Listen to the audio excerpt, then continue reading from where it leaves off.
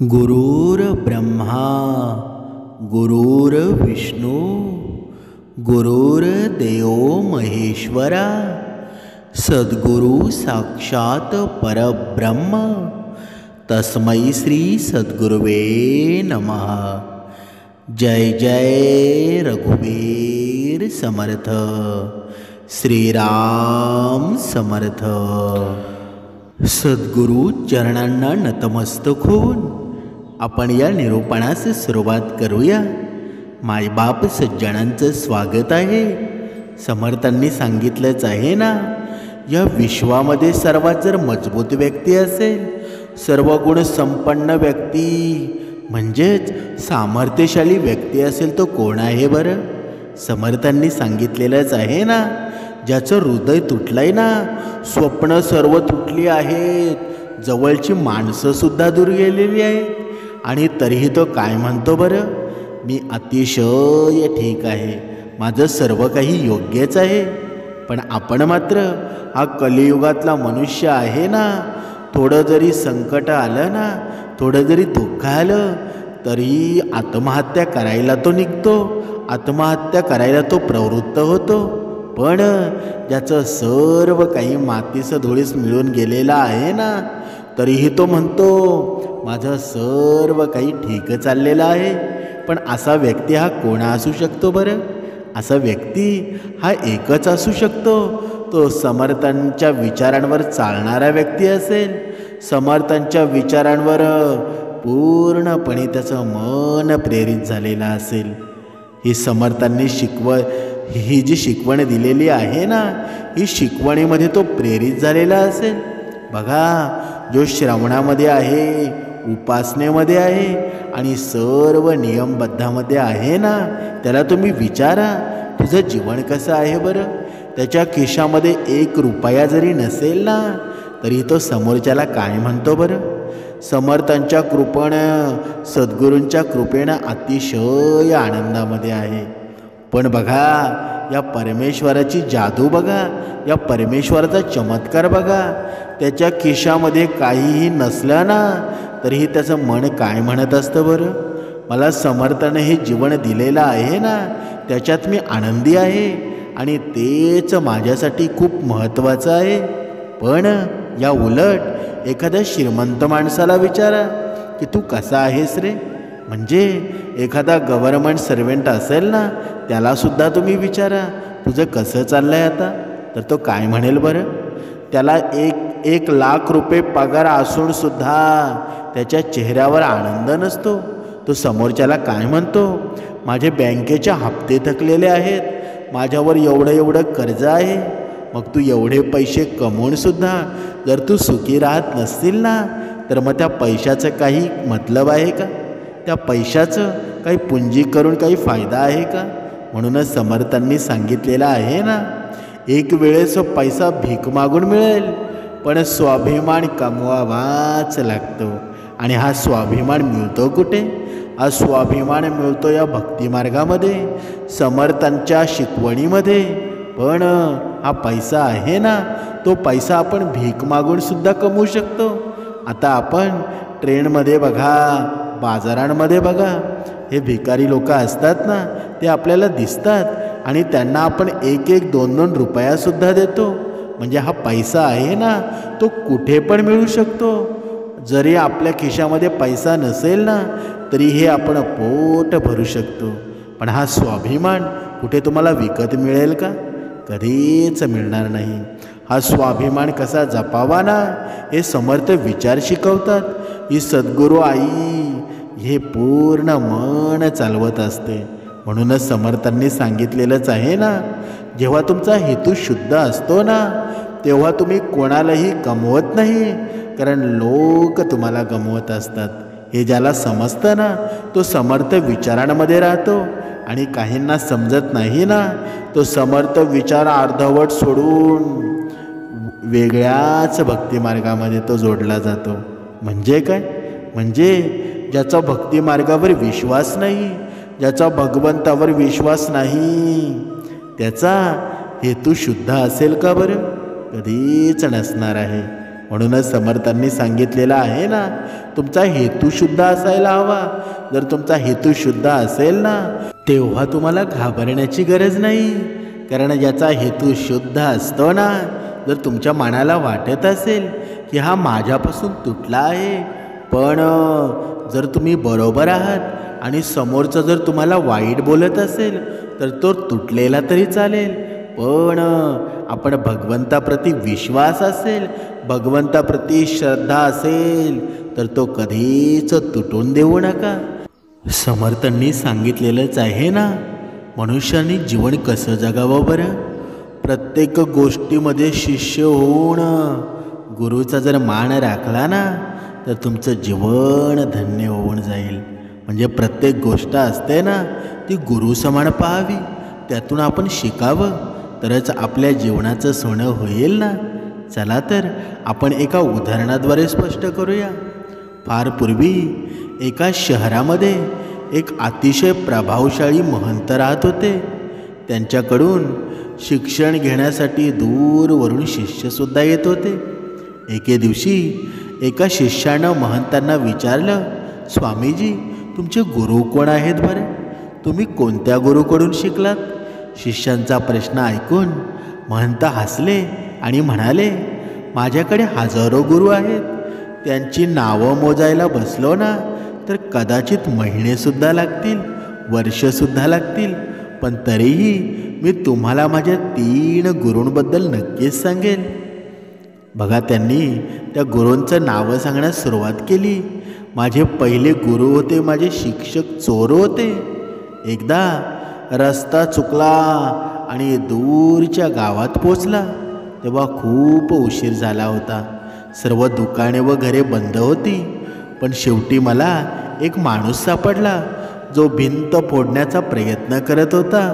मी त्याला विचारलं, मी कुठे थांबू शकतो का? तर तो म्हणाला की आता मध्यरात्र आहे, यावेळी तुम्हाला कुठेही निवारा शोधणं खूप कठीण जाईल, परंतु तुम्हाला हवा असल्यास ना, तुम्ही आजची रात्र माझ्यासोबत राहू शकता. मी चोर आहे आणि जर तुम्हाला चोरासोबत राहायला हरकत नसेल तर तुम्ही माझ्यासोबत नक्कीच राहू शकता. तो इतका सुंदर माणूस होता ना की मी त्याच्यासोबत एका रात्रीऐवजी महिनाभर राहिलो. बघा, ते गुरु होते ना, ते शिष्याला सांगू लागले, मी त्याच्यासोबत रात्रीऐवजी 1 महिनाभर राहिलो आणि तो रोज रात्री मला सांगायचा की मी माझ्या कामाला जातो, तू आराम कर, प्रार्थना कर.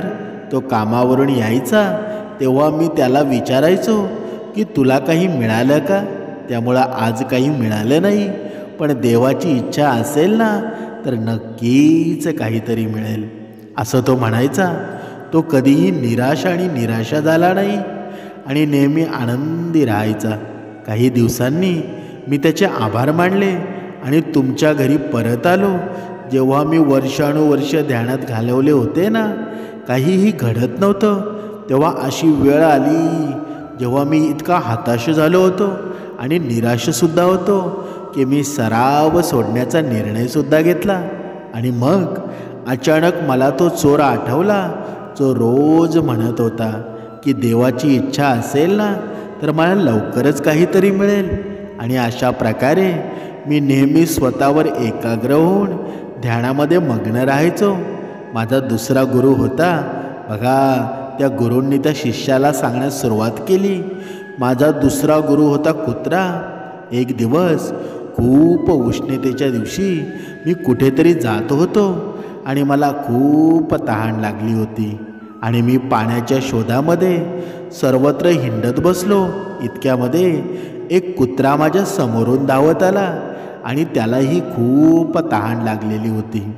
जवळच एक नदी होती आणि त्या कुत्र्यानं पुढे जाऊन त्या नदीमध्ये डोकावलं तेव्हा त्याला पाण्यात दुसरा कुत्रा दिसला. तो त्याचीच सावळी होता. त्याला पाहून तो कुत्रा खूप घाबरला. तो सावळीकडे भुंकला आणि मागे सरकला, पण खूप तहान लागल्यानं तो पाण्यात परतला. शेवटी घाबरूनही त्यानं नदीत उडी घेतली आणि उडी मारताच सावलीही नाहीशी झाली. त्या कुत्र्याचं ते धाडस पाहून मला मोठा धडा मिळाला. एखाद्याला भीती असून सुद्धा जेव्हा तो झेप घ्यावी लागते ना, यश त्यांनाच मिळतं जे भीतीचा धैर्याने सामना करतात. म्हणून समर्थांनी सुद्धा सांगितलेलं आहे ना, तुमच्या जीवनामध्ये संकटसुद्धा भरपूर येतील, दुःखसुद्धा भरपूर येतील, पण त्यांना घाबरून जायचं का? अजिबात घाबरू नका. जिथे संकट असतं ना, तिथे भगवंतसुद्धा असतो. आपण समजून जावं. बघा, तुमच्या जीवनात जर संकट जर वारंवार येत असतील ना, तर सुखाचे दिवससुद्धा तेवढ्याच लवकर येणार आहेत. ही गोष्ट प्रत्येकाने लक्षात ठेवा. आता पुढे ते गुरु त्या शिष्याला तिसऱ्या गुरुबद्दल सांगू लागले. माझे तिसरे गुरु होते एक लहान मूल. मी एका गावातून जात असताना एका लहान मुलाला मेणबत्ती घेऊन जाताना पाहिलं. तो जवळच्या मंदिरामध्ये मेणबत्ती पेटवणार होता. गमतीनं मी त्याला विचारलं, तू ही मेणबत्ती पेटवली आहेस का? तो म्हणाला, हो मी पेटवली आहे. तर मी त्याला म्हणालो की ही मेणबत्ती विझवण्याचा एक क्षण होता आणि नंतर ही मेणबत्ती पेटवण्याचा एक क्षण होता. तो प्रकाश कुठून आला आहे ते तुम्ही मला दाखवू शकाल का? ते मुलं हसलं आणि मेणबत्ती विझवून म्हणालं, आता तुम्ही ज्योत जाताना पाहिली आहे का? ती कुठे गेली तू मला सांगशील का? माझा अहंकार तुटला, माझं ज्ञान गेलं आणि त्या क्षणी मला माझ्या स्वतःचा मूर्खपणा जाणवला. तेव्हापासून मी कोरे ज्ञानाचे हात धुवून घेतलं. शिष्य होणं म्हणजे काय? शिष्य असणं म्हणजे संपूर्ण अस्तित्वासाठी खुले असणं. प्रत्येक बाजूनं शिकण्याची सदैव तयारी ठेवा. समर्थांनी सांगितलेलंच आहे ना, कोणाचंही बोलणं असू द्या, कधीच गृहीत धरू नका. थंड मनाने एकांतात बसून तो काय बोलला आहे ना, का बोलला आहे याचा विचार करायला हवा. आपल्या चुका समजून घ्या आणि आपल्या उणीवा दूर करा. आयुष्यातील प्रत्येक क्षण आहे ना, आपल्याला काही ना काही शिकवण्याची संधी देत असतो. म्हणजेच जीवनात शिष्य बनवून नेहमीच चांगल्या गोष्टी शिकत राहिलं पाहिजे. हे जीवन आहे ना, आपल्याला कोणत्या ना कोणत्या रूपानं गुरूंशी जोडत राहतं. हे आपल्यावर अवलंबून असतं ना, की आपण त्या महंतांसारख्या शिष्य बनवून त्या गुरुची शिकवण स्वीकारू शकतो की नाही. म्हणजे समर्थांनी सांगितलंच आहे ना, हा मनुष्याचा अहंकार असतो ना, तो माणसाला अधोगतीला नेत असतो. तुम्ही कीर्तनकारसुद्धा असू द्या, निरूपणकारसुद्धा असू द्या, कितीही मोठ्या पदावरसुद्धा असू द्या, पण जेव्हा हा अहंकार मनुष्याच्या मनामध्ये येतो ना, तेव्हा तो अधोगतीलाच जातो. म्हणून भगवंताची जेव्हा आपण सेवा करतो, जेव्हा आपण उपासनेला बसतो, जेव्हा एखादं कीर्तन ऐकतो, जेव्हा एखादं निरूपण ऐकतो, तेव्हा आपण बाळ होऊन ऐकावं. जेव्हा आपण बाळ होऊ ना, तेव्हा भगवंत आपल्यावर कृपा आशीर्वाद करत असतात. नाहीतर आपण मोठे होऊन जर ऐकायला गेलो ना, तर आपल्यामध्ये अहंकार निर्माण होतो. म्हणूनच समर्थांनी सुद्धा सांगितलेलं आहे ना, जिथे नम्रपणा आहे ना, तिथे सर्व काही माफ होतं. भगवंताचं प्रेमसुद्धा मिळतं, आपल्या परिवाराचं प्रेमसुद्धा मिळतं आणि त्याचं जीवनसुद्धा समृद्धच होतं ना.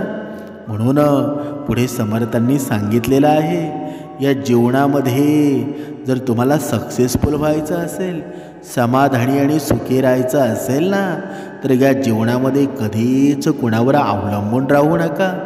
कारण या मनुष्य प्राण्याचा स्वभाव असा आहे ना, की त्याला सतत कोणाची तरी साथ हवी असते.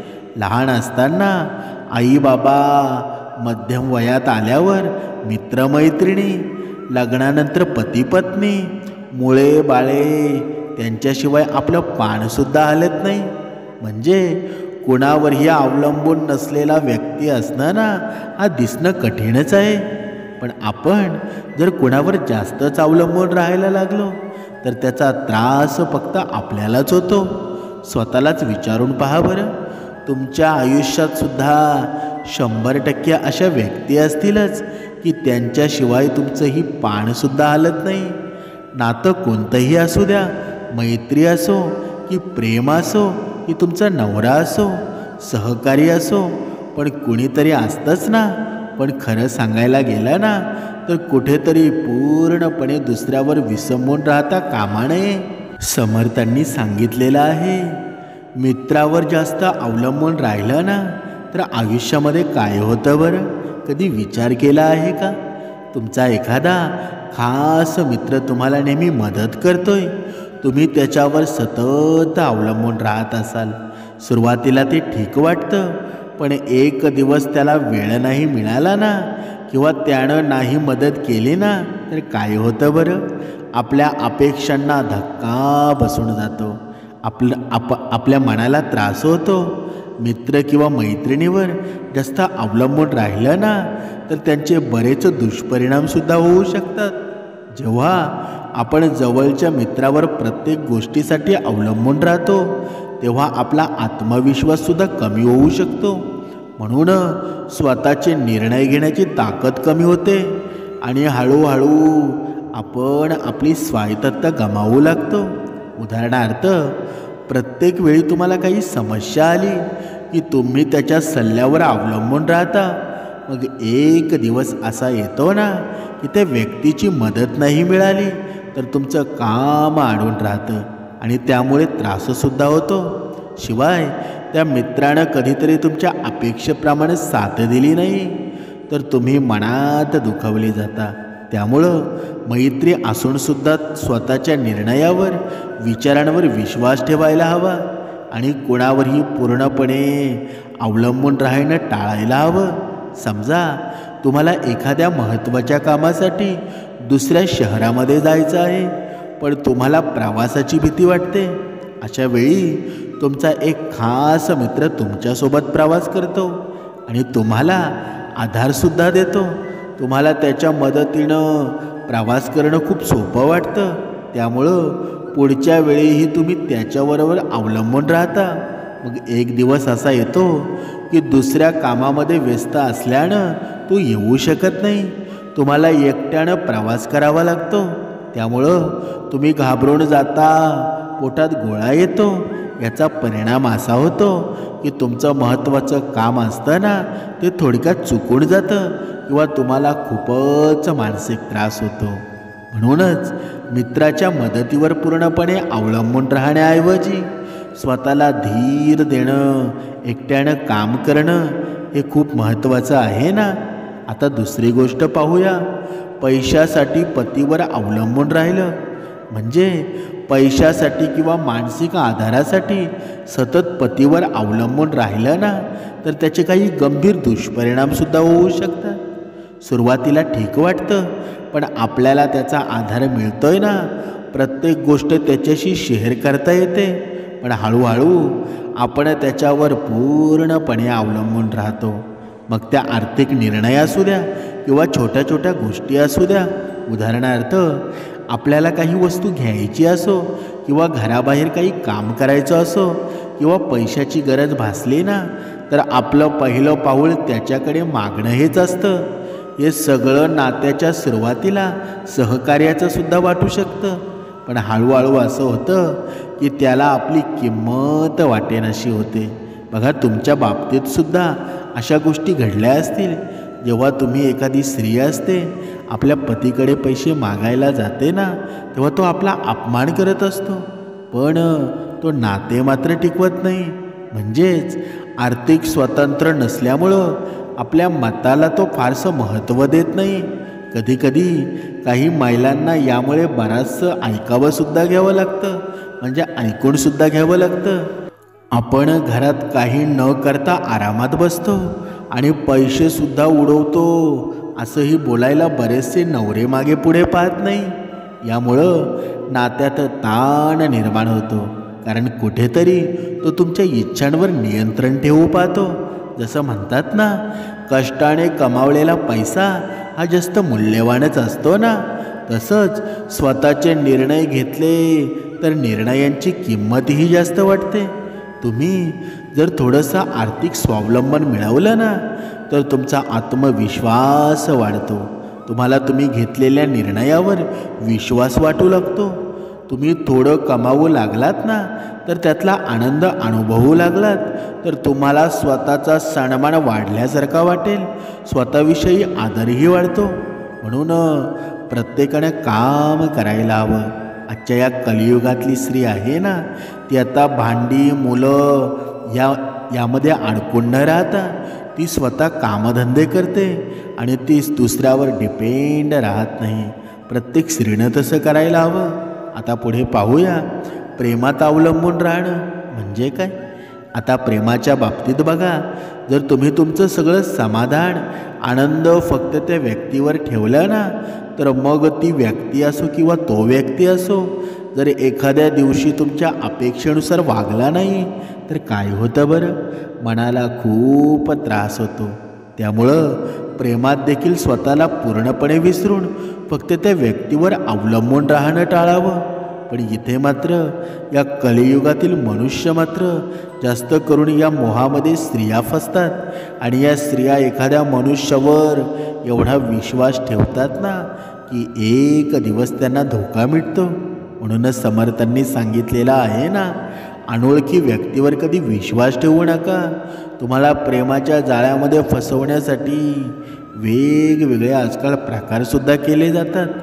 तुम्हाला पैशाचं आमिष दाखवलं जातं आणि या पैशापायी आपली अधोगतीच होते ना. म्हणून स्वतःच्या आयुष्यात काहीतरी साध्य करण्याचं ठरवा. प्रेमात सतत दुसऱ्यावर अवलंबून राहणं खरंच धोकादायक ठरू शकतं. म्हणून जेव्हा आपण आपल्या जोडीदारावर पूर्णपणे भावनिक आधारासाठी अवलंबून राहतो ना, तेव्हा आपलं स्वतःचं अस्तित्वसुद्धा हरवलं जातं. म्हणून समर्थांनी सांगितलंच आहे ना, या जोडीदाराच्या छोट्या गोष्टींमध्ये आपला आनंद शोधत राहतो आणि त्याशिवाय आपण अधुरे असल्यासारखं वाटतो. आता इथे ज्या नवरा बायकोचं पती पत्नीचं व्यवस्थित जर चालू असेल ना, त्यांचं ठीक आहे. पण काही घरांमध्ये छोट्या छोट्या गोष्टींवर भांडणं होतात. मी कमवतो तू कमवत नाही, यावरून सुद्धा भांडणं होतात. म्हणून त्याशिवाय आपण अधुरे असल्यासारखं वाटतं. समजा जोडीदार तुमच्या अपेक्षांना पूर्ण करू शकला नाही किंवा काही काळ दूर राहिला, तर त्यामुळं आपल्याला प्रचंड निराशासुद्धा होऊ शकते. यामुळं आपण हळूहळू असुरक्षित वाटायला लागतो. हा जोडीदाराचा ताण वाढतो आणि नातं तुटण्याच्या टोकाला येऊन जातं. म्हणून सतत दुसऱ्याच्या निर्णयावर अवलंबून राहिलं ना, तर आपल्याला स्वतःच्या निर्णयाचं आवडीनिवडीचं मोल उरत नाही. त्यामुळे नात्यामध्ये असताना एकमेकांवर प्रेम करावं, साथ द्यावी, पण स्वतःचं एक स्वावलंबी अस्तित्व जपावं. जेव्हा जर आपण सतत दुसऱ्याचं ऐकत राहिलो, पण एक दिवस आहे ना, आपल्या शब्दाची किंमत निघून जाते. म्हणून स्वतःचे निर्णयसुद्धा घ्यायला शिका. कारण हे स्वतःचं अस्तित्व असतं ना, स्वतःचं आयुष्य असतं. ते आनंदी आणि निर्णय स्वतः घेण्याची क्षमता ठेवली ना, तर नातंही अधिक मजबूत होतं, ताजेतवानं राहू लागतं. आता पुढे पाहूया, स्वतःचे निर्णय स्वतः घ्या म्हणजे नेहमी दुसऱ्यांवर निर्णयांसाठी अवलंबून राहू नका. स्वतःचे निर्णय स्वतः घेणं शिकलं पाहिजे, तर तुम्हाला योग्य आणि अयोग्य यांचा फरक समजेल. शिवाय तुमचा आत्मभान वाढेल. स्वतःचं निर्णय स्वतः घ्या हे खूप महत्त्वाचं आहे ना, कारण त्यामुळे आपली स्वतंत्रता आणि आत्मविश्वास वाढतो. जर आपण दुसऱ्यांवर अवलंबून राहिलो, तर आपली निर्णय क्षमता कमी होऊन जाते आणि आपल्याला त्यांच्या मतांवर आधारित राहावं लागतं. त्यामुळं आपल्याला अनवधानाने असुरक्षितता जाणवते. कारण जोडीदार किंवा मित्र नेहमीच आपल्या अपेक्षांवर खरे उतरू शकत नाही. उदाहरणार्थ पाहूया, जर तुमच्या सर्व गोष्टी त्यांच्या निर्णयावर अवलंबून असतील, तर त्यांचा कोणताही चुकीचा निर्णय तुम्हाला थेट प्रभावित करत असतो. त्यामुळं स्वतःचे निर्णय घेणं महत्त्वाचं आहे. कारण यामुळं आपण आपल्या जीवनाचे नियंत्रण आपल्या हातामध्ये ठेवतो. आपली वैयक्तिक ओळख टिकून ठेवतो. माझी 12वी झाली आता पुढे काय करू हे कळत नाही. मग कोणाच्या तरी सल्ल्यानं कुठेतरी ॲडमिशन घेतलं जातं. नंतर त्या क्षेत्रात यश मिळालं नाही ना की अपयशाचं खापर दुसऱ्यावर फोडून आयुष्यभर रडत बसण्यास काही अर्थ आहे का? घ्या की स्वतःचे निर्णय. आता पुढे पाहूया स्वावलंबन आणि आत्मविश्वास. समर्थांनी सांगितलेलंच आहे ना, स्वतःच्या कष्टावर उभं राहणं हेच खऱ्या आनंदाचं गमक आहे ना. तुम्ही स्वतः स्वावलंबी झालात की दुसऱ्यावर अवलंबून राहण्याची गरज उरत नाही. म्हणजे मग कोणत्याही परिस्थितीमध्ये तुम्ही डगमगत नाही. स्वावलंबन आणि आत्मविश्वास आहे ना, हे दोन महत्त्वाचे घटक आहेत जे व्यक्तीला दुसऱ्यावर अवलंबून राहण्यापासून वाचवतात. आणि स्वावलंबन म्हणजे स्वतःच्या क्षमतेवर विश्वास ठेवून निर्णय घेणं. आणि यामुळं आपल्याला आपल्या आयुष्यातील गोष्टी नियंत्रित करण्याची ही ताकदच मिळत असते ना. जेव्हा तुम्ही स्वावलंबी असता तेव्हा तुम्हाला स्वतःची विचारशक्ती आणि निर्णय क्षमतेवर विश्वास असतो. त्यामुळं तुम्ही आपले निर्णय स्वतः घेऊ शकता आणि दुसऱ्याच्या मदतीशिवायही तुम्ही काम करू शकता. हा आत्मविश्वास वाढवतो ना. म्हणूनच स्वावलंबामुळं तुम्ही आपल्या क्षमतांचा अभ्यास करता, नवीन गोष्टी शिकता आणि यामुळं तुमचा आत्मविश्वास वाढतो. म्हणून स्वावलंबन महत्त्वाचं आहे ना. कधीकधी मनुष्य एवढ्या दुःखामध्ये बुडून जातो ना की स्वतःचे निर्णय घेण्यास तो विसरून जातो. कारण हे तुम्हाला स्वतःवर विश्वास ठेवायला शिकवतात आणि दुसऱ्यावर अवलंबून राहण्याची गरजच लागत नाही. आता पुढे पाहूया संकटांशी लढायचं सामर्थ्य मिळतं.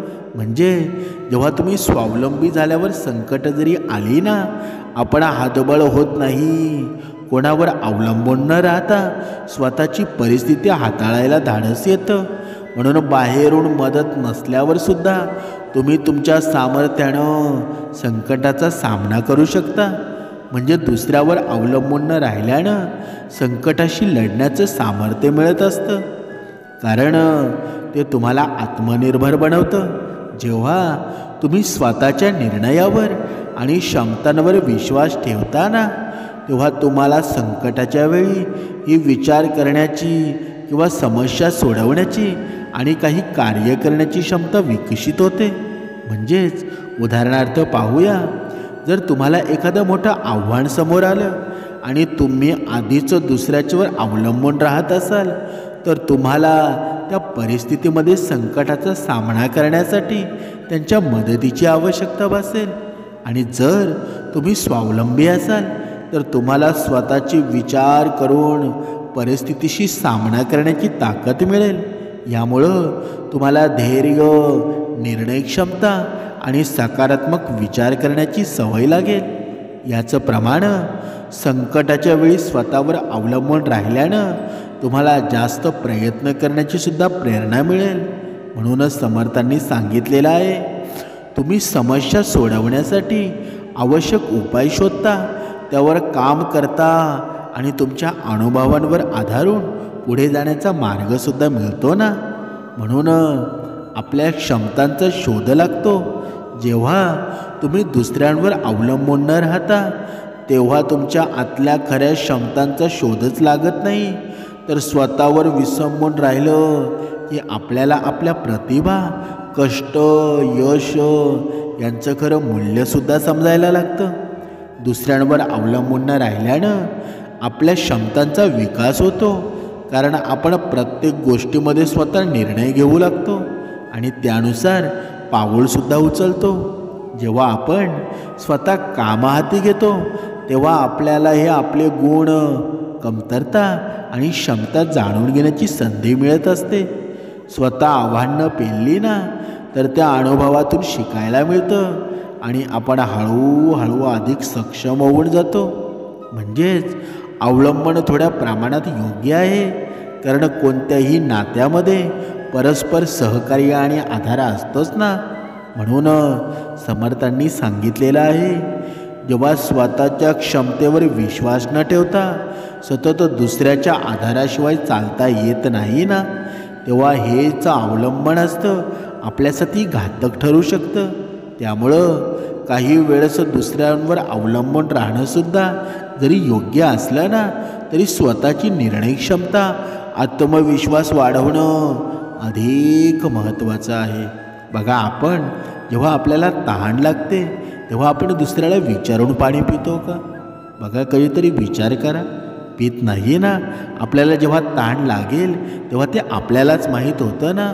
म्हणून हे विचार आहेत, हे नियम आहेत, हे निर्णय आहेत ना, ते दुसऱ्यापेक्षा जास्त आपल्याला माहीत असतात. म्हणूनच स्वतःचा निर्णय चुकला तरी चालेल, पण स्वतः खंबीर उभे राहा. स्वतः निर्णय घ्यायला शिका.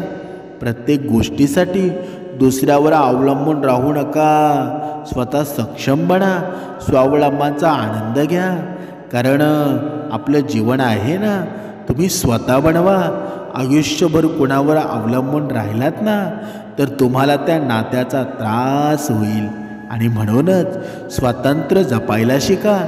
त्यातच खरं सुख आहे. समर्थांच्या कृपेनं आपण सकारात्मक विचारांसह रोजच भेटत असतो. आणि तुमचं जीवनसुद्धा असं सकारात्मक विचारांनी भरून जावं. तुमच्या मनातील सर्व इच्छा पूर्ण होत, आकांक्षा पूर्ण होत, तुम्हाला सुख समृद्धी लाभो, हीच ईश्वरचरणी प्रार्थना. जय जय रघुवीर समर्थ.